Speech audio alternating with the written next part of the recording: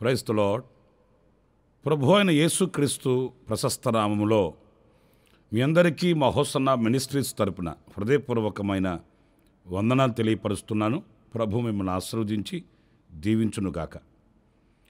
పురులర పరిశుద్ధ గ్రంథంలో 72వ కీర్తన 7వ చరణాన్ని ఈ పూట కాసేపు మనం ధ్యానిద్దాం. అతని దినములలో నీతిమంతులు వర్ధిల్లుదురు,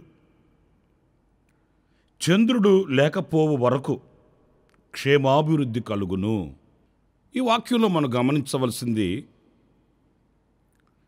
నీతిమంతులు వర్ధిల్లుదురు, మరొక మాట క్షేమాభివృద్ధి కలుగును. ఇవి రెండు భాగాలుగా మనం ధ్యానించాలి.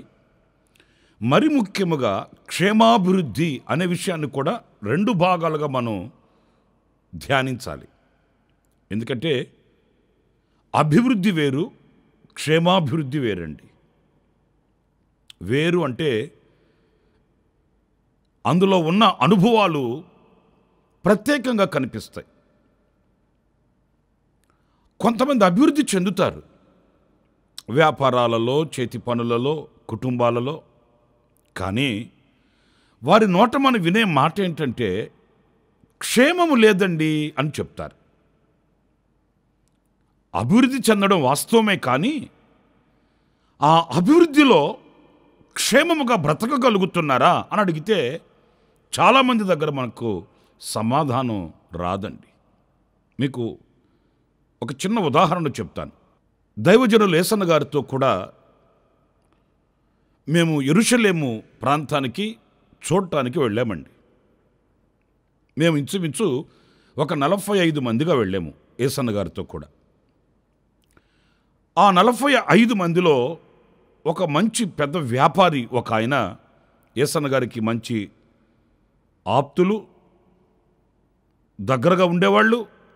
ఆయన యేసన్న గారితో కూడా మరి యెరూషలేము ప్రాంతానికి వచ్చాడు. మనం ఇప్పుడు చెప్పుకోవాల్సిన విషయం ఏంటంటే మాతో ఆయన ఆయా ప్రాంతాలు తిరుగుతూ ఎప్పుడు కూడా నిమ్మలంగా నెమ్మదిగా ఉండేవాడు కాదండి. యేసన్న గారు ఒక్కొక్క చోటకు తీసుకెళ్ళి ఆ ప్రాంతాలు చూపెట్టి వాటిని గూర్చిన వివరాలు మాకు చెప్తున్నప్పుడు ఈయన గారికి ఫోన్ వచ్చేది. వెంటనే ఆ ఫోన్ తీసుకొని ప్రక్కకెళ్ళి ఏదో మాట్లాడుకొని వచ్చేవాడు. అంతలో యేసన్న గారు చెప్పవలసినవన్నీ చెప్పేసి అక్కడి నుంచి బయలుదేరేవాళ్ళమే. ఇది 1-2 సార్లు కాదు. ఎప్పుడు విలువైన మాటలు యేసన్న గారు చెప్తుంటే విన్నవాడు కాదండి. ఆ ఫోన్ కాల్ వస్తుంది, అలా ప్రక్కకి వెళ్తాడు, మాట్లాడుకుంటాడు, ఇక దిగాలుగా వస్తాడు. ఒకసారి కర్మేలు పర్వతం మీదకి వెళ్ళాము. అక్కడ జరిగిన విషయాలన్నీ యేసన్న గారు కళ్ళకు కట్టొచ్చినట్లుగా వివరిస్తున్నాడు. అంతలో ఈయన గారికి ఫోన్ వచ్చింది. ఇక ప్రక్కకి వెళ్ళి ఏదో వాళ్ళ వ్యాపారాల గురించిన వివరాలు మాట్లాడుకొని వచ్చేసరికి యేసన్న గారు ముగించేశాడు చెప్పడం.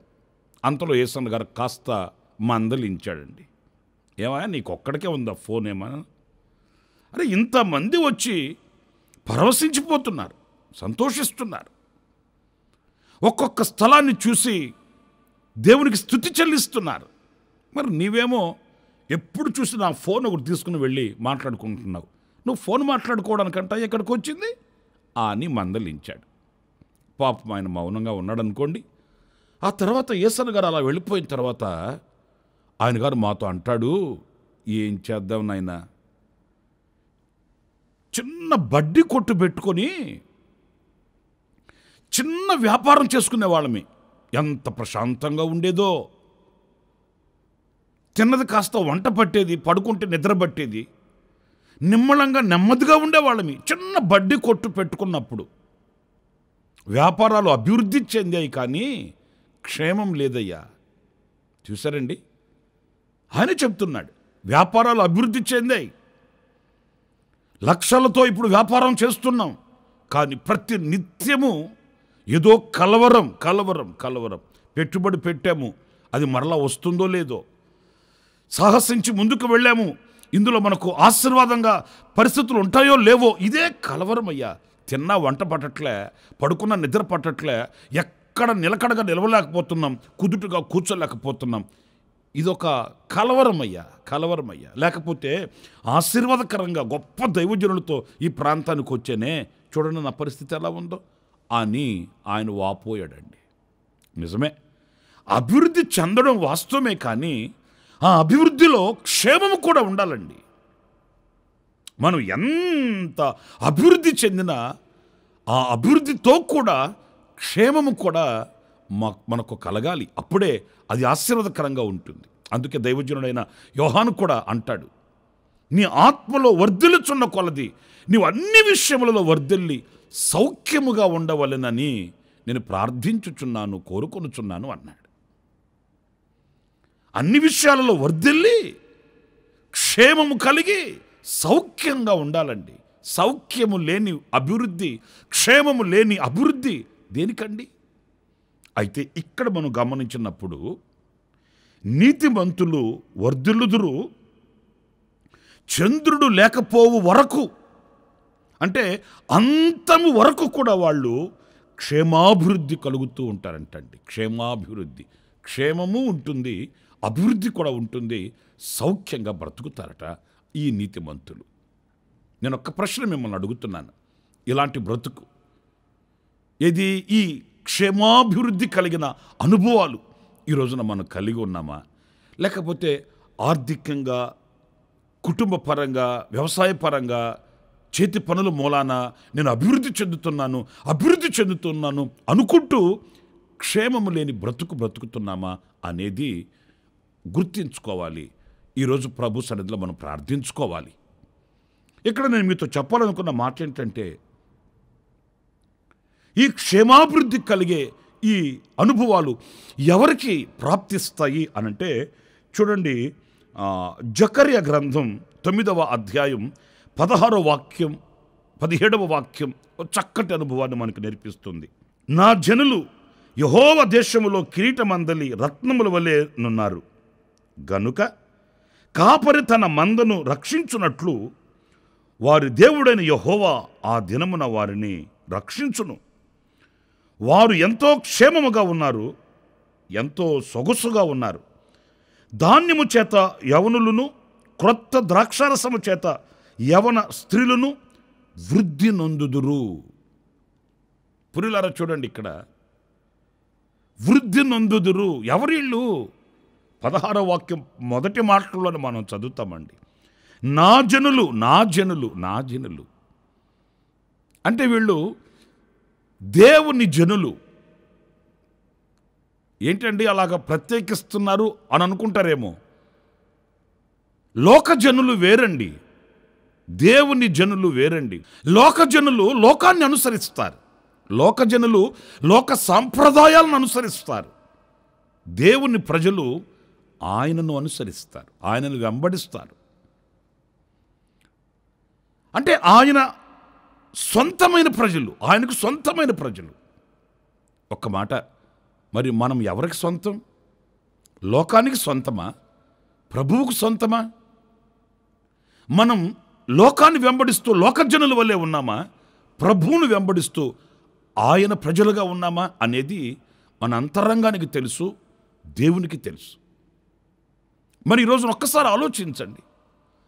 అభివృద్ధి చెందుతూ, క్షేమాభివృద్ధి చెందుతూ వర్ధిల్లాలి, సౌఖ్యంగా ఉండాలి అని అనుకుంటే మనం ఆయనకు సొంతమైన ప్రజలుగా, ఆయన రక్తము చేత కడగబడి, ఆయన సొత్తైన ప్రజలుగా మార్చబడి, ఆయన సన్నిధిలో దీనులమై వినయ విధేయతలతో ఆయన సముఖములో ఆయన కనుచూపుల పరిధిలో బ్రతుకుతున్నామా, లేక ఆయనకు దూరమై లోకజనులుగా బ్రతుకుతున్నామా?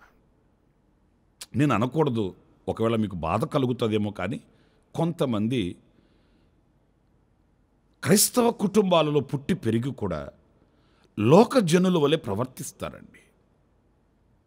లోకంలో ఉన్న ప్రజలు అంటే లోకానుసారంగా బ్రతికే ప్రజలకును వీళ్ళకి ఎలాంటి వ్యత్యాసం కనిపించదండి. ఒక ఇల్లు ఓపెనింగ్కి, ప్రారంభోత్సవానికి పిలిస్తే వెళ్ళాను.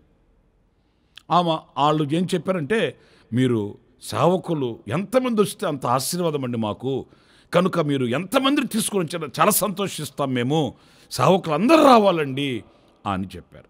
సరే వాళ్ళు అందరిని ఆహ్వానించారు కదా అని మేము ఇంచుమించు 7-8 మంది సేవకులం వెళ్ళామండి. ఆ ఇంటికి వెళ్ళేసరికి వాళ్ళు చాలామంది ఉన్నారండి. చాలామందిని వాళ్ళు పిలుచుకున్నారు. కాబోలు చాలామంది ఉన్నారు. సరే ఆలస్యం చేయడం ఎందుకని వెంటనే గుమ్మం దగ్గరికి వెళ్ళి ప్రార్థన చేసి ప్రారంభోత్సవం చేద్దామని సేవకులుగా మేమంతా వెళ్ళి ముందుగా నిల్చున్నాం. ఆ తర్వాత ఇంచుమించు ఒక 150 మంది వరకు ఆ పరిసర ప్రాంతాల్లో ఉన్న వాళ్ళంతా వచ్చి మా వెనుక నిల్చున్నారు.